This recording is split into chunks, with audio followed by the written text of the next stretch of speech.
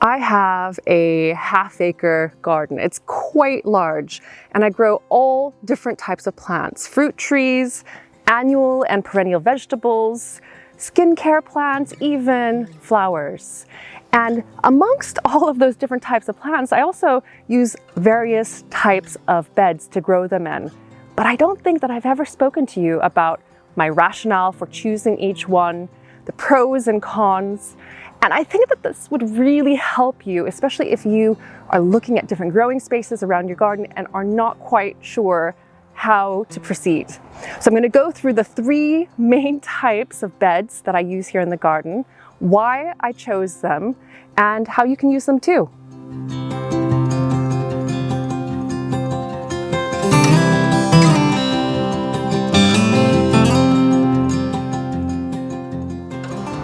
My garden is about 3 years old, more or less, and most of it out here is comprised of these no-dig beds. They are about 4 feet wide, about 8 feet long, most of them, and inside is the native soil, and it's covered by compost and aged manure. That's it. And then around them, I've got these wood chip paths. And growing in this way helps me to grow intensively, so lots of crops crammed into this small space, very little area around them that's left exposed. And it also reduces weeds, reduces water evaporation, and it also allows me to ignore crop rotation to a certain extent. And so these are my solution for my in-ground vegetable growing areas. I have 2 beds in the lower part of the garden. They don't have the wood edging. This is completely optional, but no-dig beds are the way to go for me in being able to manage this large garden. They need a top-up of compost, about 1/2 inch every year. And other than that, they're ready to grow.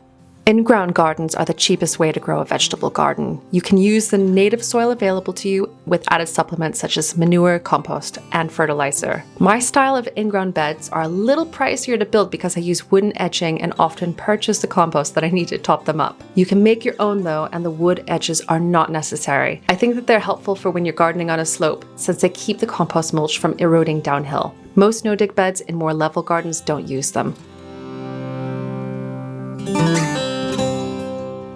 If you have topsoil in your garden, it doesn't matter the type, it just matters if you have topsoil and it's a decent enough thickness, then you can have an in-ground vegetable garden. So like the no-dig beds that I have out in the garden, or a more traditional type, which is basically just an area of soil that you cultivate and grow in.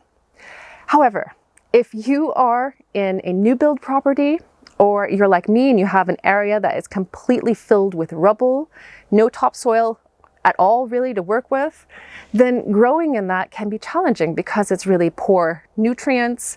It has rocks and stones that will get in the way of your root crops, and it's just a poor growing experience. And I think that a lot of people who buy a brand new home in a new development will find that out, because just underneath the layer of turf that they've put on is just pretty crappy soil. And so if you are in that situation, you might want to try raised beds. And I have a couple of different styles here in the garden. These are Veggies raised beds. They are metal. They last for years. I've not seen any rust on mine. And this is now their 3rd growing season. You can use wood. You can use other types of materials to build them. And all they are is just an elevated growing space. This is about 18 inches tall, and it's, I think, 4 by 6 feet in size. It's great. I've been growing calendula flowers, different types of herbs, different types of vegetables in them, and they've allowed me to grow on what is essentially extremely poor soil. They're filled in with a mixture of topsoil that we had here from the house, some compost, some vermiculite for drainage, and then I do top them up in a no-dig style with more mulch each year. And inside the polycrub, I've got another type. They're wooden, and I've also gone through and filled all the cracks so that retains moisture really well. And again, it's a very similar fill, and that allows me to grow all of the crops that I have inside there with very little input, just a layer of compost each year and they've got all of that depth, all of that space to grow. The other benefit to having the raised beds inside the polycrop is thermal mass. And that comes in really handy in spring and also at the end of the year. What that means is that the moist fill inside, it retains heat. So sun comes in, warms it up during the day, and at night it will dissipate around into the air inside and help to keep crops warm. Raised beds are open-bottomed, elevated growing spaces. You tend to place them in sunny areas of the garden, but on soil that isn't the best. Most people build their own using wood, but you can also get purpose-built raised beds such as the Veggies beds that I have. You can also use stone, brick, pallets, or corrugated steel to build them. Raised beds dry out much more quickly than in-ground beds, so they need more watering. They also need topping up of compost each year, just like in-ground vegetable beds. To keep the plants in the polycrop beds watered, I use a drip Oya irrigation system, and I also water the beds manually at least once a week in the summer.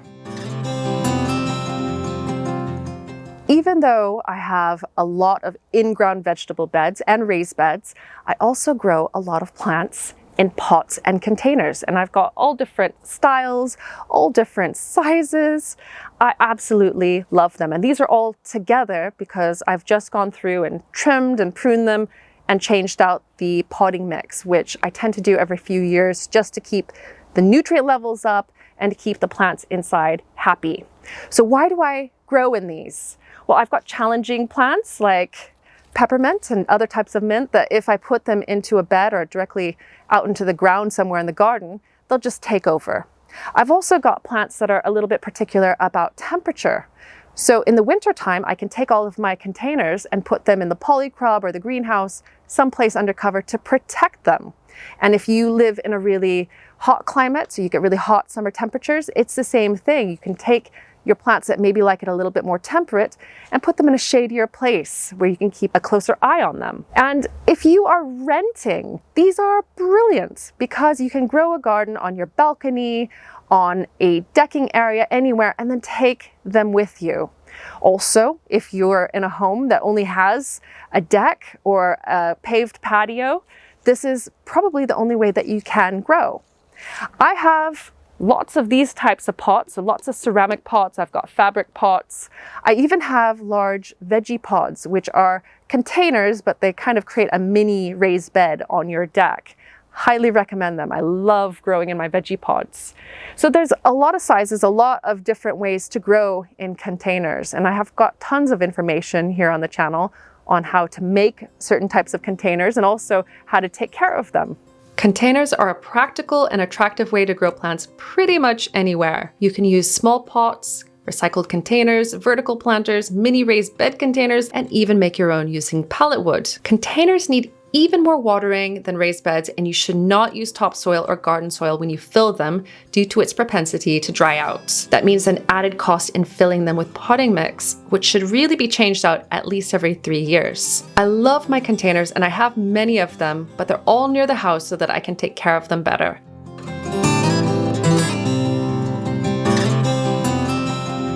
So those are my 3 main types of growing area.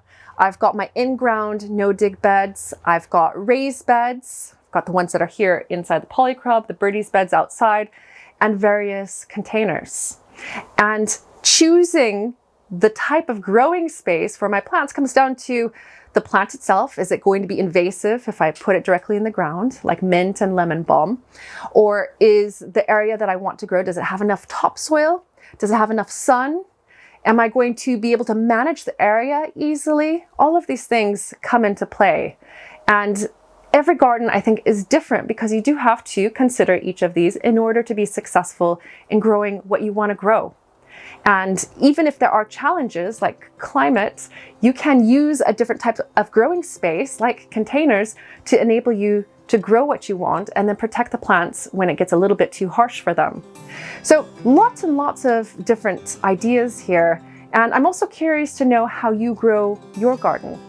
And if you have considered some things, or if you have come across some other factors that have guided you to your own solution. So leave me a comment down below. Let us all know about your growing space and what you find easiest, and also some of your recommendations. I'd be really curious to hear what you have to say too. Thanks so much, and I will see you in the next video. And if you want to learn how to make these raised beds in the polycrub, I've got a video that you can watch next. Enjoy.